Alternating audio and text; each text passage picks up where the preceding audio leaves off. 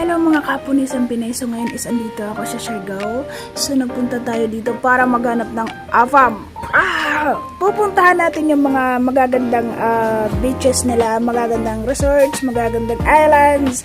At ipapakita ko sa inyo kung paano at gaano kaganda ang islands ng Siargao.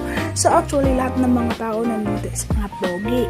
So hindi na bawal na tayo sa ganyan. So mga kahaponisang Pinay, samahan nyo akong panoorin natin at titignan natin yung mga lugar na napakaganda dito sa Siargao. And 1, 2, 3, tara na!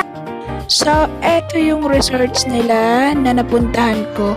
Eto muna yung una kong pinuntahan. Ang ganda dito guys, napaka-peaceful. Tapos, ang daming foreigners. So, pag kayo talagang nagpunta dito, magkakahanap talaga kayo ng mga AFAM best. So, ngayon, i-transmission ko kayo sa isa kong napuntahan na resorts din. Napakaganda din doon, guys. Kasi, dalawang resorts yung napuntahan ko. Okay?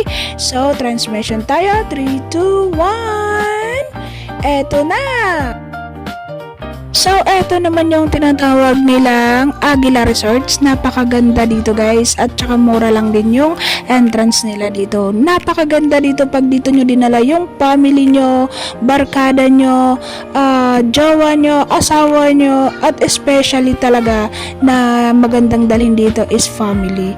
So, i-transmission ko ulit kayo guys kasi maikli lang itong video. Okay? 3, 2, 1. Dito guys, eto talaga medyo mahaba-haba yung pagkakuha ko dito ng video. Pasensya na kayo guys kung si Haponesang Pinay ay hindi talaga full video ang kinuha ko. Kasi nga dahil din sa palubat na ako kasi wala talaga akong dalang power bank. So dito naman ang tinatawag nilang Cold Spring. Napakaganda dito guys. Mas maganda dito kasi pwede kang mag-request ng drone na maglilipad sa taas. Kaso nga lang guys ay yung video na nakuha namin sa drone, hindi ko siya pwedeng malagay dito kasi nga inaayos ko pa kasi yung cellphone kong isa kasi medyo nagka-problema. So dito talaga guys, napakaganda dito, malamig ang tubig.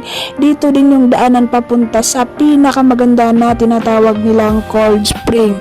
Napakaganda dito guys, kaya pag kayo nagpunta ng Siargao, pumunta kayo dito at itry nyo tong bangka na to kasi masusulit at napakaganda talaga. Hindi siya gaano kamahal pero sulit na sulit at napaka-enjoy talaga namin habang pumunta